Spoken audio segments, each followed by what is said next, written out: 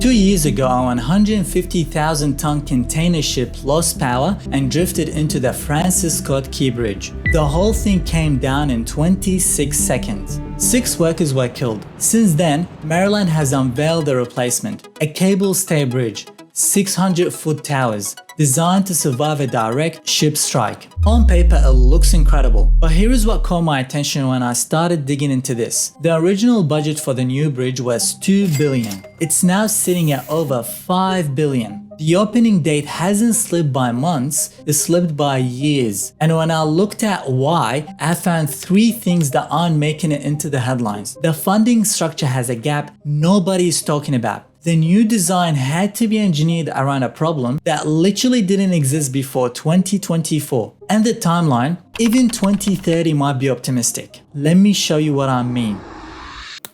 Because when this collapse first happened, no one really knew why it happened. But after the investigation report was finally published, now we know a lot more. The container ship Dali suffered a total electrical blackout, caused by a loose connection that triggered its systems to shut down. The ship lost power, propulsion and steering, and at that point it was drifting straight toward P-17. Minutes later it slammed into it with a force over 4 times what that P was designed to handle. And once that happened, it triggered a full collapse. So the real question isn't, why did the ship hit the bridge?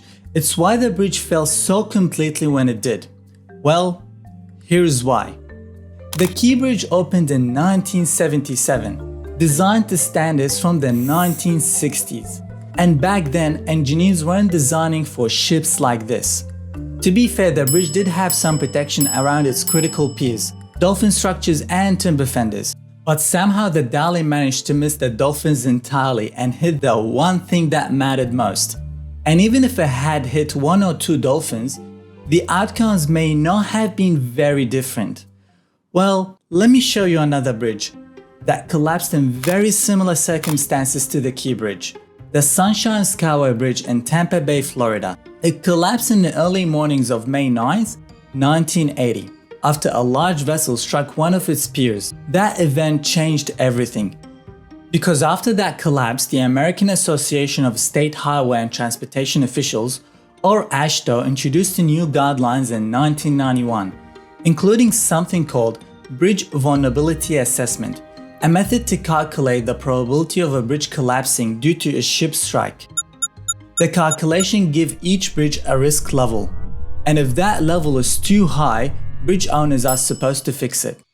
But here is the catch. AASHTO didn't mandate these assessments for all the bridges, and because it wasn't required, the state of Maryland never ran that calculation on the Key Bridge. But after the collapse, investigators did, and what they found was shocking. The Key Bridge had a risk level almost 30 times higher than what's considered acceptable. So this wasn't just a bad luck, it was a modern ship meeting an outdated design. To now make the same mistake 50 years later, that's exactly what engineers are trying to fix this time. So what are they actually building here? In February 2025, Maryland revealed the new design, a modern cable-stay bridge. Not a suspension bridge, not another truss, a cable-stay bridge. And that choice matters, because in a cable-stay bridge, the cables connect directly from the towers to the deck, and they all work together to support the bridge deck. Each cable shares part of the load, but let's say one cable fails. In this case, I am cutting one of the strings. The bridge doesn't collapse. Now that doesn't mean nothing happens.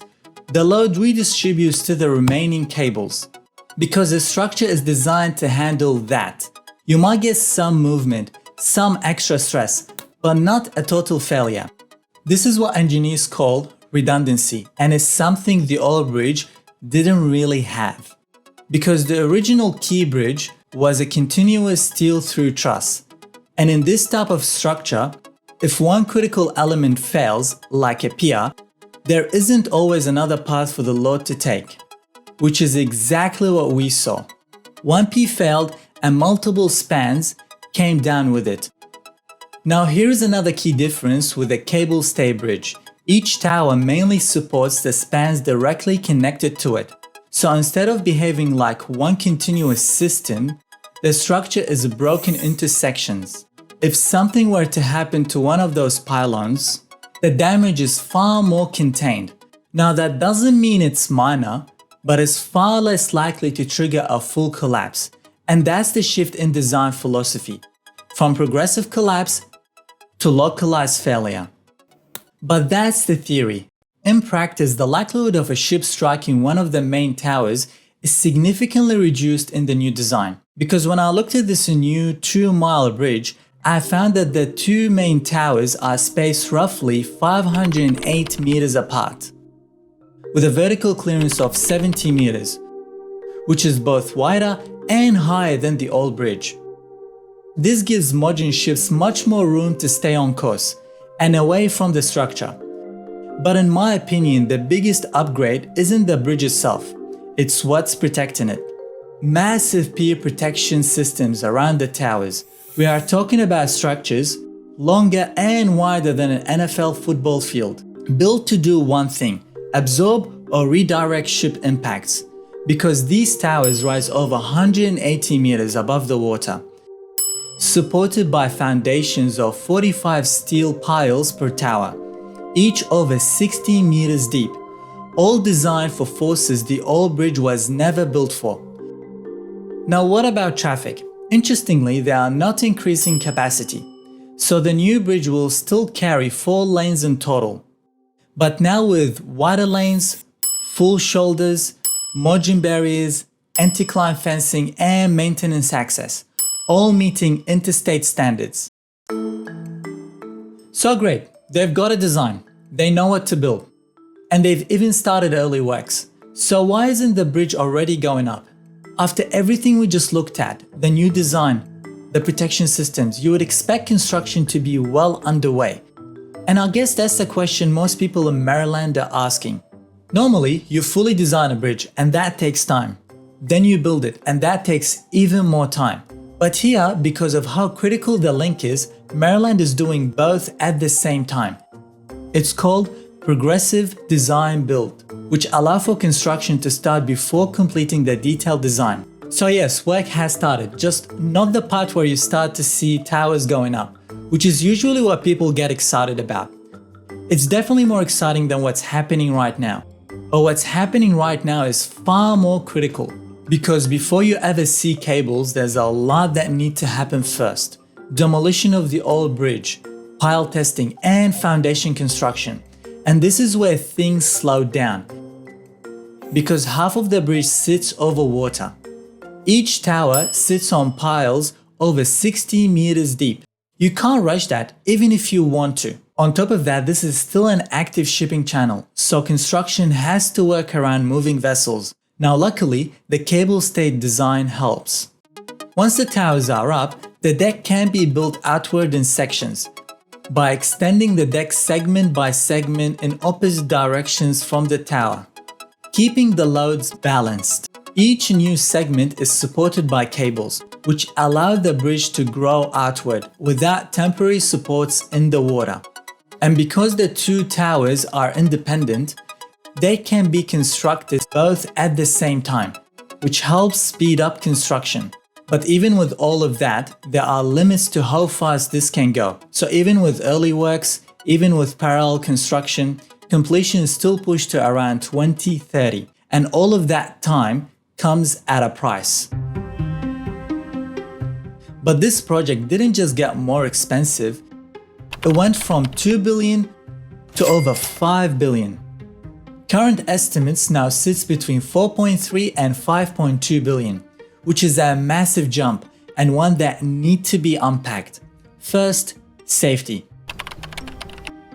A huge portion of the cost is simply preventing another collision, which we went over earlier, including pier protection, wider and higher clearance, and stronger overall design.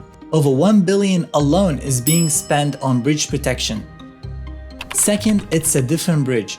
This isn't just a replacement, it's a complete upgrade. The original estimates were based on a simpler structure. But once modern standards and federal requirements were applied, the design wasn't enough. Third, costs increased in materials and labor. Inflation definitely has done its job. Everything is more expensive. Even if the design stayed the same, the cost wouldn't have. Put it all together, you are not just paying for a bridge, you are paying to make sure this never happens again. Meanwhile, over 34,000 vehicles a day, with around 10% trucks, are now forced onto alternate routes, primarily Fort McHenry Tunnel and Baltimore Harbor Tunnel. And trucks carrying hazardous materials, they are not allowed through those tunnels, which means even longer detours around the harbor. So yes, it's expensive, and yes, it's taking time, but once it's complete, this critical I-695 connection will finally be restored. The old bridge was built for a different world. The new one is being built for the one we live in now.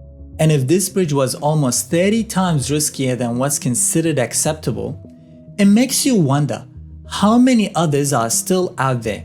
Because investigators identified dozens of other bridges across the US that may not meet modern vessel collision risk standards. Because the scary part isn't that bridge that collapsed, it's the ones that haven't yet. And that's the real takeaway. This wasn't random, it was a system that hadn't caught up. The Baltimore Bridge collapse was a tragic accident. When it first happened, I made a full video where I animated the entire collapse sequence, including more details on the Dali and why the tugboats didn't remain with the ship before it passed under the bridge. You should definitely check that out after this. And if you enjoy this type of content, consider subscribing so you don't miss my next upload. Thanks for watching, and I'll see you in the next one.